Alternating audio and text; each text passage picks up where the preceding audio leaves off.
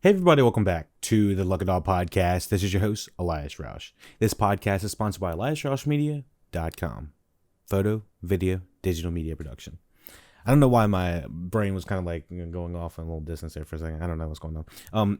So anyways, we are discussing the Fast and the Furious number 5. Fast 5. Fast 5 is a 2011 American heist action film directed by Justin Lin and written by Chris Morgan. Like we've said in the previous movies reviews that Justin Lin, Chris Morgan have become our guys for directing and writing primarily for the Fast and Furious starting at Tokyo Drift. Kind of going back and looking at some GIFs and like short clips of Justin Lin's work, I really do think that his cinematography and his camera work is very slick in Tokyo Drift, as well as Fast and Furious 4 as well, which is Fast 4 or whatever you want to call it. Like I said, the names start to get a little bit discombobulated after number 3, so bear with me. So in the 2009 Fast and Furious, we had a budget of $85 million, and it was a return of $360 million. This is the first movie. Fast and Furious 2009 was the first movie we brought back the entire family, quote unquote family, and brought back Paul Walker, and apparently the studios decided that Paul Walker was indeed the right age, and he can age with the franchise as well. You don't have to have a young white male character kind of be the central protagonist for us in all of the movies. So he's just an older white male protagonist in all of his movies. So anyways, talking about that, they saw the return of $360 million in that post box office in that year. So they bumped up that $85 million to about $125 million. And they took the franchise, each one of the movies, like I said, first one's the LA underground music vibe, music scene, and it's very much focused on like, what was it? The Keanu Reeves movie. God dang it, why do I always forget this movie? Point Break. So the first one's Point Break. The second one's in Miami, like a Miami Vice feel. Third one is in Tokyo and takes place technically in the future. Fourth one takes place on the border of like California and Mexico. And the fifth one is the one where we are taken to Rio de Janeiro in Brazil. It's Brazil. So, yeah, we have returning with the Fast and the Furious franchise. We have the family. Let me just say off the top of the script that I believe that this movie works the best because it's the first movie that they decide to have essentially all of the returning characters. They take all of the best elements of the first movie, which is the family and the camaraderie between the actors. Number 2 would be the comedic timing, and everything that we liked about the second one was kind of the goofiness that was introduced in that. Sprinkle in the Fast and the Furious car mix of having a little bit of like, the sexy girls, and then we have some of the sexy cars, and layer it over a heist film. So this is the first movie where they really take on that they are more of a heist crew. They are much more of introduced into pulling missions and pulling heists and that type of thing, going from stealing DVD players from tractor trailer trucks all the way to Fast and Furious 5 movies later, essentially heisting an entire massive multi-million-dollar heist. So I do think it is interesting how the progression of the Fast and Furious has evolved, and it's if you really look at it, it always has been heist and racing, but then they've or crime heist racing action, but then it becomes much more heist and action and less race and racing type stuff. um you don't have those 10-second drag races like you normally do in the first couple movies. And it's not so much focused on the racing. And I think that's what's brought in a larger audience, is expanding the genre, kind of bending it in a more open way for people to kind of explore and jump onto the franchise. Ironically, when this was coming out, I kind of jumped off the franchise because I was like, all right, this looks ridiculous. This just looks like blockbuster action to the ridiculous level. I didn't understand the benefits of this specific movie at the time. So essentially, the best I could say is Fast Five was essentially the Avengers of the Fast and Furious franchise. It was like the first Avengers. It's when you bring all the best elements of the previous movies and put them into one, and you have a real antagonist to go up against. And having The Rock as the antagonist for the majority of the movie is what drives this movie forward. I think it's the most interesting dynamic that they have. That it's the most interesting antagonist they have in all of the series up to this point, and it really adds a new element to the mix of the Fast and Furious franchise. If you ask many people, the previous antagonists, what do you got? Braga, you got Crouton, you got DK, you got Johnny Tran. All of them just they're kind of like B-level antagonists, and I think that we don't really get to see that A-level antagonist until we get to Fast Five. We see somebody of, you remember when we saw Loki? Speaking of the new TV show that's coming out right now, Loki, when he was debuted in, I think it was Avengers. Maybe he was debuted in Thor, but I don't remember. Whenever he was in Avengers, and he was the real antagonist, they had a formidable foe. And so finally they have Dwayne "The Rock" Johnson as a formidable foe. And so continuing on from the technical angles, yes, same director, same writers. It's just continuing on the stories based off the characters of Gary Scott Thompson. We got Brian Tyler, who's been doing the mix since, I think, Tokyo Drift. Yeah, he did Fast and Furious 2009, and we got the same cinematographer, so we got a lot of the same momentum.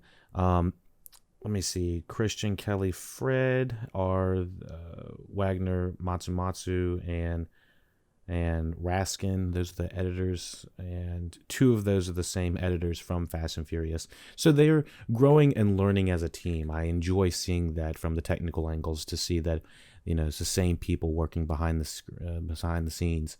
It is unfortunate to hear that Vin Diesel and apparently The Rock just do not get along, and I think there was some tension with Tyrese as well.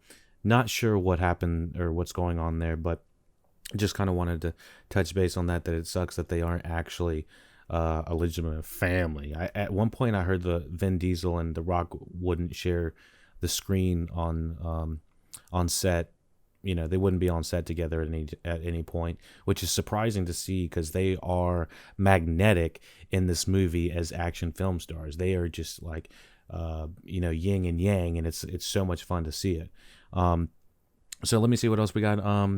The film stars Vin Diesel, Paul Walker, Jordana Brewster, Tyrese Gibson, Chris Ludacris Bridges, Matt Schultz, Sung Kang, and Tego Cauldron, Don Omar, Gal Gadot, Dwayne "The Rock" Johnson, and Joaquin. I'm sorry if I'm saying this wrong. Joaquin or Harim de Alamada. Fast Five follows Dominic Toretto, Brian O'Connor, and their team as they plan a heist to steal $100 million. from a corrupt businessman while being pursued by the U.S. Diplomatic Security Service agent Luke Hobbs, who's played by Dwayne "The Rock" Johnson. So if you've seen any of these movies at this point, you should probably know that the first what happens at the beginning of this movie. So let me see what else we got in this background. While developing Fast Five, Universal Studios deliberately departed from the street racing theme prevailing in previous films in the series to transform the franchise into a heist action series involving cars. They've always been that. They just always were focused more on the racing. I just want to be clear that this franchise opens up with a heist. So by doing so, they hoped to attract a wider audiences that might be otherwise be put off by heavy emphasis on cars and car culture. I can see why this is branching off, and it made it more acceptable to a wider audience. That's very smart on Universal's part. Fast Five is considered the traditional film in the series, featuring only one car race and giving more attention to action set pieces such as gunfights, brawls, and heists of $100 million. The production mounted to a comprehensive marketing campaign, marketing the film through social media, virtual games, cinema chains, automobile manufacturers, and NASCAR races. Fast Five was premiered at Cinepolis Lagoon Theater in Rio de Janeiro and April 15, 2011 in the U.S. and April 29th, 2011. The film received generally positive reviews. Everyone that I think that I've heard review this has said this is their favorite film in the franchise, at least up for the first five. This is one of the highest generally. Says mostly positive reviews with particular praise for Lynn's direction, the action sequences, and the addition of Dwayne "The Rock" Johnson to the main cast. The film grossed over $625 million worldwide, seventh grossing highest film of 2011, and the sequel was released in May 2013. Again, the turnaround time on these is insane. They gotta be like shooting almost immediately after they're done, because that's only 2 years later. So Fast Five was by far one of the most interesting to watch and most fun to watch. I think my biggest problem with the last one was the heavy amounts of CGI, and some of the car scenes just did not work for me. Trying to think of anything else. Go back and check out the review to make sure that I'm not forgetting anything. But overall, I felt that there was a little bit too much emphasis of the Dom revenge story in that movie, and we will be talking about spoilers for the previous movies as well in this section coming up. So this is 130 minutes. This is, I think, when we jump from 107 minutes, which is about, just shy of 2 hours. Is that? Yeah, it's hour 40-ish in the last one. And now we've jumped up to well over 2 hours, 2:15, something like that, give or take credits. So we're in the 2 hours and 15 minute range in the firm blockbuster mode. We are no longer in what some people would say like indie territory with having like an hour and 45 minute movie, a quick hour and 45 minute movie. It's no longer that. We are sitting in here for, solid blockbuster action directed by Justin Lin, and they want you to, kind of revel in it in many places, especially just kind of enjoying the practical sets that are shown in this. They actually had some of these big things on the highway. I don't want to spoil it right now because we're not in the spoiler section, but they actually did some of this in real daylight with real cars kind of thing. They really destroyed shit. So let's hop into the spoiler section. Thank you for listening, watching Look It All podcast. If you haven't watched Fast Five, this is probably where you want to pause it, come back and check it out.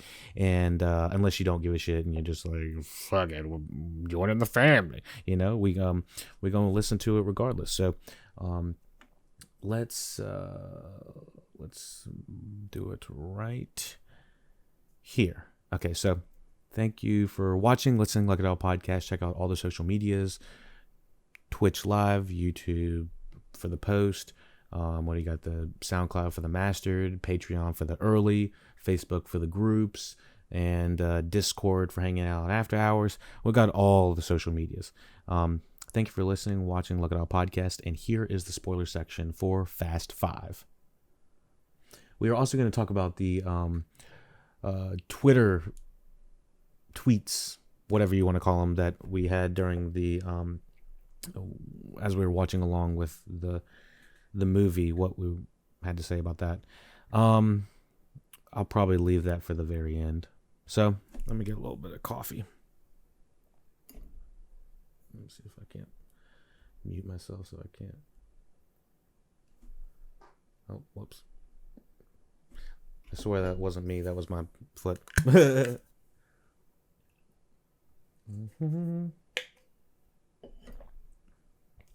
in the rain and I'm singing. Okay. Here's the plot. As Dominic Toretto is being transported by Lompak prison by bus, his sister Mia Toretto and friend Brian Connor lead an assault on the bus. I gotta say, this is probably where we start to lose logistical physics, if you want to say that's anything. They completely flip the bus that is carrying Dominic Toretto and about 40 other prisoners. None of them have seatbelts on, and they got out of their way to say, first of all, for the way that the bus hit Brian O'Connor's car and flipped forward in some way, it would literally destroy Brian O'Connor's car, which it didn't. I don't know what the heck. I feel like they kind of got lazy with how they were going to get Dom out of there. There's a number of ways they probably could have done it. Having Brian,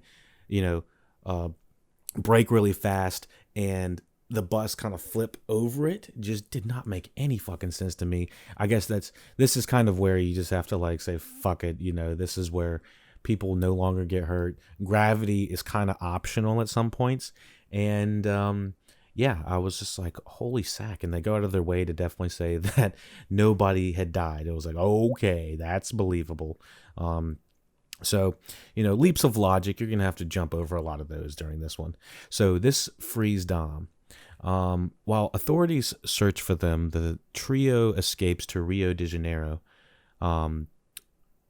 Awaiting Dom's arrival, Mia, Brian join their friend Vince and other participants on a job to steal 3 cars from a train. I didn't really understand where Dom was at this time. I kind of thought they freed him and like he was with Mia and Brian, but for some reason there was like this segment or amount of time where Dom was not with them. Where did Dom go when he got out of the bus? I was like, what the hell's going on? So I do feel like it was like they wrote themselves in a it's like a double opening in this movie, sort of. So so they are stealing. I love a good train heist. I gotta say, there's not a movie I can think off the top of my head that I really dislike where there's some sort of really cool train heist. I feel like Snowpiercer's sort of in that realm. Even Wild Wild West, I feel like, has kind of cool things on a train. Trying to think of other movies with a train. Source Code, I don't know if that's exactly stealing on a train. But anyways, I love a good train heist. So they join their friend Vince and other participants on the job to steal 3 cars from a train. It's kind of funny how Vince is just like hidden out in the middle of like Brazil. This is Brazil. And he has like all of these people that are like holding it down for him. They like walk up and they have like a bunch of guys with these big ass guns. It's like, holy shit. Like Vince is like mobster boss G over here now. But no, he's not. He's still old Vince. So they decided to join their friend Vince and steal the 3 cars from a train. Brian and Mia discover that the agents from the U.S. Drug Enforcement Agency are also on the train, that they and that the cars are seized property, which I don't know if, okay, well, whatever reason they're on there, maybe just to, start the fight, let them fight, and to kind of have a threat. But I don't think that they would, unless they were carrying things in the car that really mattered to them, and I got to go back and kind of look at my notes again. It's been a week since I've seen it. I've seen all 8 movies in the last week, so it's just like it was like a tour de force of Fast and Furious to the Dome. So bear with me. So they discover the DEA agents are also on the train, and the cars are seized property. When Dom arrives at the train and his accomplices, he realizes that the leader Zizi is only interested in stealing one car, the Ford GT40. Dom and Mia steal the car herself before he and Brian fight Zizi and his henchmen, during which Zizi kills the DEA agents assigned to the vehicles. Dom and Brian are captured and brought to crime lord Hernan Reyes, the owner of the cars and Zizi's boss. Reyes orders the pair to be interrogated to discover the location of the car, but they manage to escape and retreat to their safe house. Everything's pretty much standard as it goes. I'm liking, from the story bits, from the editing, from what's happening in this first half hour of the movie is just interesting. It's a lot of fun to watch. We got some betrayals going on. It's got the whole shebang. So while Brian and Dom and Mia examine the car to rediscover its importance, Vince arrives and is caught trying to remove a computer chip from it. He admits he was trying to sell the chip to Reyes on his own, which is kind of bucked up, and he's kind of going against the family. And Dom forces him to leave, which that's pretty intense. Like, I can't believe that Vince was going to try to pull that after all this time. But that computer chip has like everything that Reyes has ever done, which I guess he would want that destroyed as well. I guess I assume he wouldn't want it to be there. It has like a bunch of codes and information on there. I can't remember if it had money on there if he needed it. Can't remember that. So let me see. Brian investigates the chip and discovers it contains the complete financial details of Reyes' criminal empire. Once again, probably a bad idea to have that on the chip. Including the locations of $100 million in cash. $100 million. Oh my God. So, the fact is, Reyes has a lot of important information, including the cash, the financial details, everything he needs to the criminal organization, and it's not in his possession, so therefore, you're going to have the family in danger. Diplomatic Secret Service agent Luke Hobbs, a.k.a. The Rock, and his team arrive in Rio to arrest Dom and Brian, with the help of local officer Elena Neves, who is played by real-life actress. Don't know her name, but she is Chris Hemsworth's real-life wife, which is pretty cool. I don't know if they were married at this time, but I believe they have kids at this point in real life. They travel to Dom's safe house, but find it under assault by Reyes' men, searching for the chip. Brian, Dom, and Mia escape. Dom suggests that they split up and leave Rio. But Mia announces she's pregnant, and it's with Brian's child. Like, of course, who else would it be with? She's had a thing for him the entire series. And who else has she been with anyways? Brian can't get enough of those, what is it? Tuna sandwiches. So anyways, it kind of becomes like this comedic little bit where you have Mia not wanting to tell like everybody that she's pregnant, and it's this big old thing, and it's like, oh my goodness, of course they gotta it's some people were gonna call it a telenovela, a Spanish soap opera, and it's hard to argue at this point that it isn't, when she's doing all this kind of craziness, doing all this action, and she's like, by the way, I'm pregnant. That's standard like sitcom kind of stuff, if you ask some people. Oh, kind of hungry.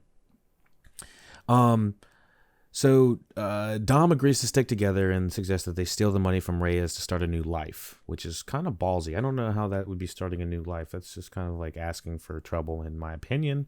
They organize a team to perform the heist. You know, they gotta organize the team. Everybody loves a good heist, and so we got to get the best of the best. You got to get Han. You got to get Roman. You got to get Tej. You got to get Zell. You got to get Leo. You got to get Santos. You got to get the whole squad. At this point, yeah, okay, so yeah, that you got the whole squad. Vince later joins the team after saving Mia from being captured by Reyes' men. He's back to being with the family, even though that was still pretty fucked up that he was trying to sell the computer chip anyways. So yeah, we got the A squad, the A team. I don't really know what Tyrese Gibson's used for in this series except for just clowning at this point. He is completely comedic relief. And the further they go into this series, the more he becomes like a clown. And it's not like that's bad or anything, but there are scenes coming up in the next few movies, or at least the next movie, where he's just strictly there to scream and do nothing until it's time to scream again. It's almost surprising. I was like, they literally wrote him out in some scenes so that he comes back in and does a joke. It's crazy. So you could say that the cast is becoming a little bit bloated at this point. So what do we have from here? And some people would say this movie is a tad too long. I don't remember it being. I don't remember feeling the length of this one until about 6. I think 6 is when it becomes pretty bloated. I'm just thoroughly entertained by everything that's going on in this one, and they cut to the Jesus statue of him hitting the shing like 20, 30 different times. This guy, they show you that you got to remember you're in Brazil or you're in Rio. So anyways, okay, so since it would be difficult to steal from 10 different locations, Dom's team attack one of those locations, steal $10 million, and burn fake money in front of Reyes' staff. I didn't realize that was fake money. I thought that was real money that they were stealing with. They had done. Okay, so afraid of further attacks, Reyes consolidates the remaining $90 million in a new vault inside of a police station.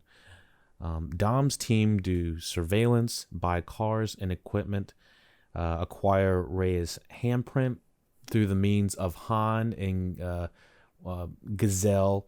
They're hitting it off, and Dominic Toretto knows that everyone knows it, that Dom and Gazelle are kind of feeling each other, and they kind of become a pair. I also believe that this is one of the best scenes we have with.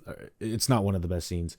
It's one of the best pairings. I don't know if this scene, it's a little bit sexist or misogynist or, genderist. I don't remember what it's one of the things where you're kind of using, Gal Gadot's sexuality to acquire the fingerprint of this asshole Reyes. He has to like slap her ass, and we have to like see. And it's like, love to see Wonder Woman or whatever in slow motion, but the way that they're doing this in 2011, I guess this would probably suffice for them. It's like, oh God, you really had to go there. So you got to send a woman to do a woman's job, or whatever the line was. I forgot what the line was, but you know what I'm saying.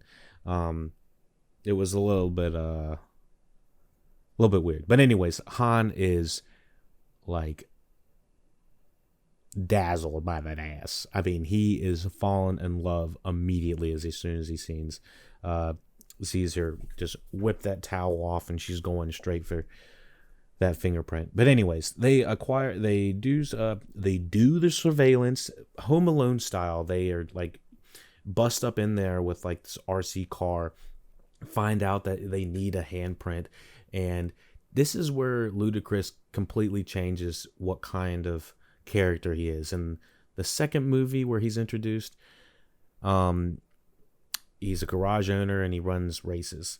In this movie, he's completely a hacker. He's completely doing all of the hacking that you need. Honestly, was Ludacris, I don't think he wasn't in the fourth one. So what they did was they brought the dynamic of Tyrese Gibson and Ludacris into the fifth movie, which makes it kind of that much more. You add comedy, and then you add kind of like this hacker ability that they all of a sudden give him. So anyways, they do the surveillance, they buy the cars, they get the equipment, they acquire Ray's handprint, and create a plan to steal the money. Like I said, I do think this is the one that they have the most chemistry in, and all of the actors seem to be the most comfortable in this. In my opinion, I think they all kind of bounce off each other the best in this. So what else do we have? Hobbs and his team eventually find and arrest Dom, Mia, Brian, and Vince. While transporting them to the airport, they completely throw this under the bus. They do not talk about the Vin Diesel, The Rock, Smackdown. I gotta say, this was one of my favorite parts in the franchise at all. Just having them kind of go head to head. Apparently, there was some sort of notes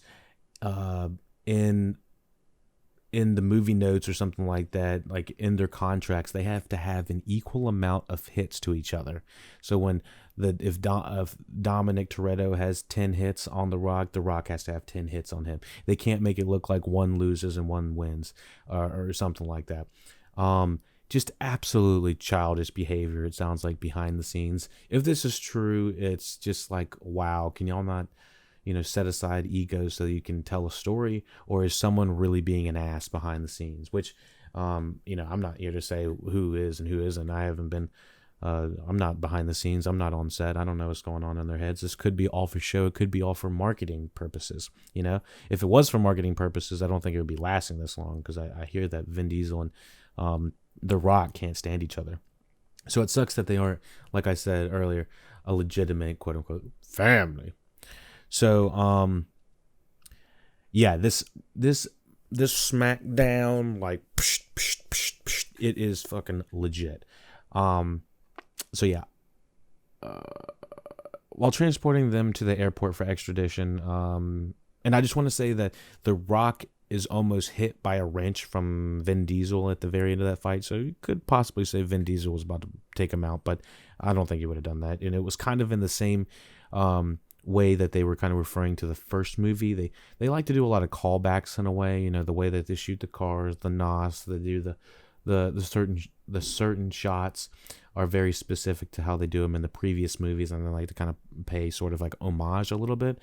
And so I think that they were kind of, Vin Diesel had a wrench, just kind of like he had when he was beating the guy that beat his father, or that killed his father in a race way back when. So, let me see what else we got. Hobbs and Elena are saved by, let me see. Okay, so while transporting them to the airport for extradition to the United States, the family being extradited to the United States, the convoy is attacked by Ray's men, who kill Hobbs' team. It's pretty intense seeing this kind of squeezed, clamping, close, crunching, being pinched in between, your team being destroyed on one side, and then you see your other half of your team being destroyed on the other side, and then all of a sudden you're like, oh shit, the only people that can help me are the people that I've got in the back of the van. And that we've seen this several times before in other movies, but this is done pretty well, I'll be honest. And so Dom's like, let me free, gotta let me free. He's like cuffed or something like that. And so I think this is before he even decides that he can like break out of handcuffs. I'm pretty sure at one point he decides he can just break handcuffs, but this isn't it. And so Hobbs and Elena are saved by Dom, Brian, Mia, and Vince. It's pretty sick. They're like, they're taking everybody out. I thought Vince was like cool with all these people, which is, I guess they are Rey's men. They're not Vince's guys. It kind of confused me for a little bit. And once again, this movie did not give Latin representation very well. I mean, the guys that are are good, that are Latin, or I think they're the hip hop guys that are doing the songs in the song. Oh, sorry, songs in the movie, and they don't even have a big part in this. So it very much looks like the majority of Rio officers and Latin guys in this movie are all antagonists. And I was like, God dang it, can y'all not do that again?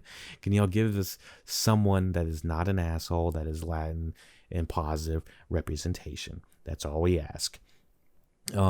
So Hobbs and Lance say by Dom, Brian, Mia, and Vince, who escape the assault, but Vince is fatally shot.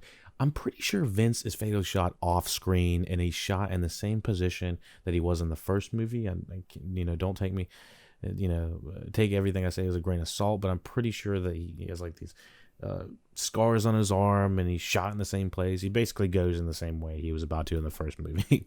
And nobody was really like, oh shit, it's Vince. Like, he's the guy that we've been wanting to see this entire franchise, I guess. I don't know. Before he dies, he reveals that he named his son after Dom. And this scene is kind of funny. Like, Dom looks like he does not even want to be in this scene for some reason. When Vince is telling him all this sweet stuff about his family, go save my family, go see them, go see your young nephew, little Dom, I named him after you, and shit like that. And Dom's just like, okay, like, he doesn't looks like the furthest thing he wants to do in the world is be going to Vince's place after that. It was like, oh, okay. Wanting to avenge his murder team, Hobbs and Elena agree to help with the heist. This is when you're like, all right, I don't know if this is this would be believable. This is kind of when, everybody goes rogue. Everybody eventually joins the family. It's inevitable, kind of like Thanos.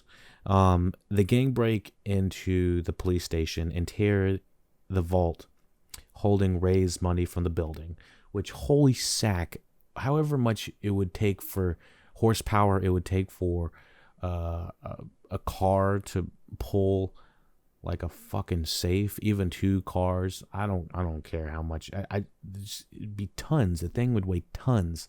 And so, anyways, what I hear is there's a lot of practical effects that have happened throughout the majority of this movie. It just gets absolutely insane. And having this vault in there really elevates it as well. I think there were like pictures and stuff like that behind the scenes of them actually carrying like a rubber vault down Rio. I'm not sure if they actually did shoot in Rio, but wherever they were on set, they actually had like a real piece that they were shooting on. It was crazy. It looks legitimate. It looks crazy. So they tear the vault holding Ray's money from the building, dragging it through the city. After an extensive police chase, Dom has Brian continue without him while he attacks the police and the pursuing Reyes, using the vault attached to his car to smash their vehicles. It is insane. There's absolutely just collateral damage. People, there should be debris, there should be blood, carnage everywhere. I don't think we see any blood. I think we see hardly anything. I think by number 5 is where we kind of stop seeing any sort of blood or any type of soreness or people like actually getting hurt to a really significant degree, without the exception of just having to write them out. There's a beating that Vin Diesel gives Paul Walker at one point in the 4th movie, and I think there is no swelling, which I wouldn't believe even for a second. I think if Vin Diesel even swung at me and missed, I would be swollen just even thinking about it. Like, holy sack, no one gets hurt unless it calls for it in the story. So and there's extreme collateral damage, like Paul Walker, not Paul, but Brian O'Connor, the character, and Dominic Toretto absolutely killing an immense amount of people. And whether they're showing it or not, they absolutely do. And a lot of them are, quote unquote, it's okay because they're corrupt. Some of them were corrupt police cops or police officers or whatever you want to call them. Reyes is badly injured by Dom's assault. Then Brian returns and kills Zizi. Hobbs arrives on the scene and executes Reyes. Though Hobbs refuses to let Dom and Brian go free, he gives them a 24-hour head start to escape on the condition that they leave the vault as is. And it is kind of like just a big old pat on the back, like The Rock. Hobbs is just like, you know what? It's okay that it cost half my team to capture you guys. I'll let y'all keep on going. It's all good. It kind of is convenient plotting and writing in some parts, and you just kind of gotta go. You gotta just walk on by it. You don't want to sit back and linger on it. I'll be honest, because otherwise it's going to be a problem later. So, anyways, what else do we got? Finishing up. Leave the vault, however it is. Leave the vault as it is.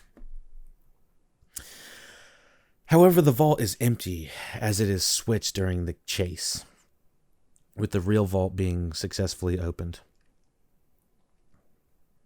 There is an extensive amount of scenes of Han, Giselle, and 20 other people doing this drifting motion to try to surpass a camera of some sort.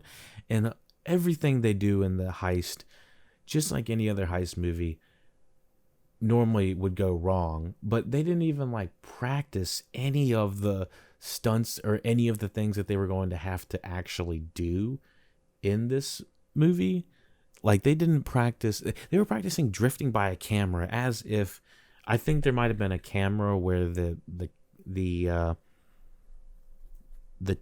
they were putting the safe into, but when they were putting a safe under a bridge in a trash truck or a whatever tractor trailer truck, it didn't really make 100% sense. The things that they were practicing, it didn't feel like it came out because they wanted to hold their cards close to their chest about what the trick was, how they switched the safes. But anyways, I'm not gonna linger on that. I'm just saying that nothing they did or practiced about had anything to do at the end. So after splitting, with the real vault being successfully opened, after splitting the cash, Dom's team go their separate ways. And this is every time there's the end of the movie, Dom's Han is thinking, I'm thinking about going to Tokyo. And everyone's like, no, not Tokyo. Don't go to Tokyo.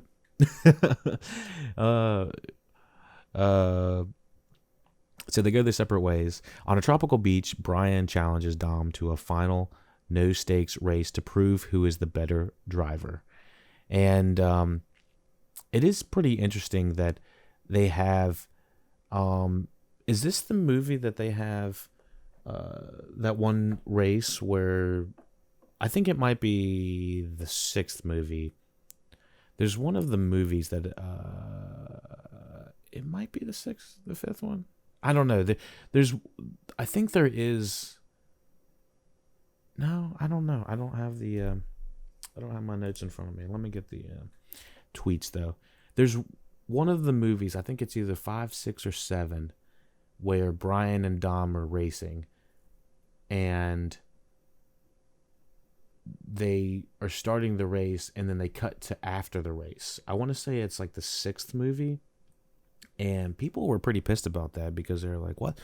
Fast and Furious, you're going to cut the actual race out? It's like, oh my gosh, we've gotten to that point. So the tweets we have for Fast 5, hashtag Fast 5. Be sure to check out LuckyDog Podcast on Twitter. So yeah, Fast 5 tonight. So 5 is a crime thriller heist movie starring the family. The movie is screaming, "We got money." Much more fun starting off this first hour in comparison to the 4th one, in my opinion. We've even hit Home Alone territory at one point. Like I was saying, the RC remote control car that has a little camera on that for Tej to find out that it needs a handprint thing. I was like, geez Louise, we really are going in Home Alone territory. I actually do think this was the one that they skipped the they skip I don't know. I don't have my news in front of me, but 5 might be the one where they skip that race, where they take their cars. I do remember they are in police cars at one point, just saying "fuck it," going straight down the highway. They don't give a yuck. Look at Han losing it straight to Wonder Woman. Oh, there was when Wonder Woman is when Giselle is going to get the handprint on her ass or whatever, fingerprint on her ass. Han is straight like chips. You know, he's straight munching. Oh my goodness. So 5 has the most polished feel to it. Large, fun cast, exciting set pieces, full action crime heist, and some cheesy dialogue in places. Like, it's got the one-liners from The Rock that are just kind of ridiculous, and this guy's just super over the top. And I feel like in the first movie, it's a B movie trying to be more, but in number 5, it's an A movie that knows it's an A movie, and it has the charisma, the comedy chops, and the action to really sustain it. And I think that's why this movie kicks it into the next elevation of the franchise, of giving these people $125 million. You will get your return of $626 million. So it is pretty impressive to see how it's evolved as it's gone along. So, yeah, thank you for listening, watching LuckyDog Podcast. I was going to see if there's anything else that we needed to check out. Writing.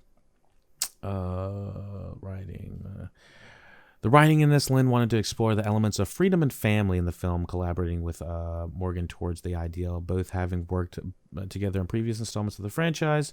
Morgan worked with Diesel to produce a story arc that would further explore and develop Diesel's character. An idea of a heist involving a large safe conceived by Morgan during production of Fast and Furious, but that final premise did not work with how Morgan envisioned it and later incorporated it into 5. So, yeah, the 3 units worked simultaneously, all in Rio. No, the main cast was required to travel to Rio, and I think, let me see if there's anything else that we need to see. A lot of interesting background information from it. I'm not going to go too much more in detail. Check out LuckyDog Podcast on all the social medias. I already given all of it. Check out the description below. Check out patreon.com/LuckyDog Podcast. That's how you can support the podcast monthly, get all the podcast reviews early. That's how you can listen to this like way, way early. Check the videos out on YouTube. Check the Twitch out for live streams, and then everything else, you know what to do. Look at LuckyDog Podcast, LuckyDogPodcast@gmail.com. Anything else you need to know in the description. All right, family. Until next time, take it easy.